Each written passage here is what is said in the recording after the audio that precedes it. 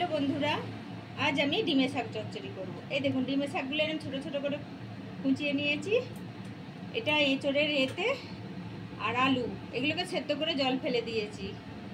আর এতে কটা ডাঁটা দিয়েছি, দুটো ডাঁটা দিয়েছি আর বড়ি।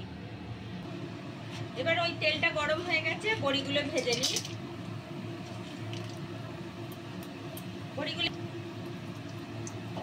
বড়িগুলো একটু লাল লাল করে ভেজে নেব।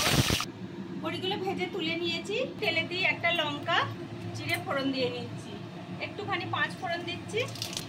ফোড়নটা হয়ে গেছে, এবার আমি আলু এঁচড়ের এঁতেগুলো সব দিয়ে নিচ্ছি। এখানে ডাঁটাও দিয়ে নিচ্ছি, একসঙ্গে ভেজে নেব। তখন আমি রাঁধুনিটা দিতে ভুলে গিয়েছিলাম, এবার আমি রাঁধুনিটাও এতে দিয়ে নিচ্ছি।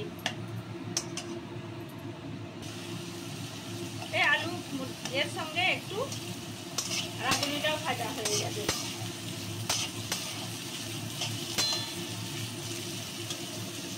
এবার আমি ডিমের শাকটাও এতে দিয়ে নিচ্ছি, একসঙ্গে ভেজে নেবো। এখন আমি কিছু দেবো না, নুন দেবো না, মশলা দেবো না। ডিমের শাকটাও এর সঙ্গে ভাজা হোক, একটু হালকানি গন্ধটা দূর হয়ে যায়।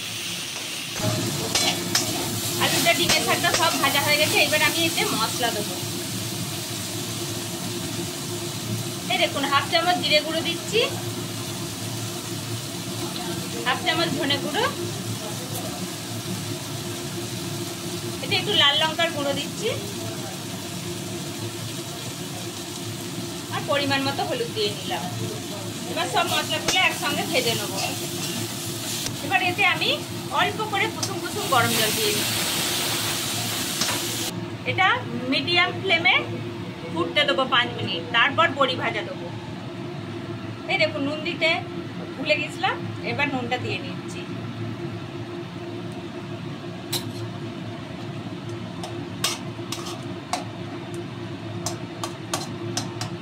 একটু মিনিট 5 সেদ্ধ হোক, তারপর বড়ি দেবো। এবার বড়িটা আমি দিয়ে নিচ্ছি। এটা ছোট ছোট করে গুঁড়িয়ে নিয়েছি। এবার এটা দিয়ে আরো মিনিট 5 হবে, কারণ সবই তো সেদ্ধ করা আছে। এই দেখুন, আমার সব কিছু সিদ্ধ হয়ে গেছে ভালোভাবে। এবার এটাকে আমি নামিয়ে দিচ্ছি, আমার রেডি হয়ে গেছে।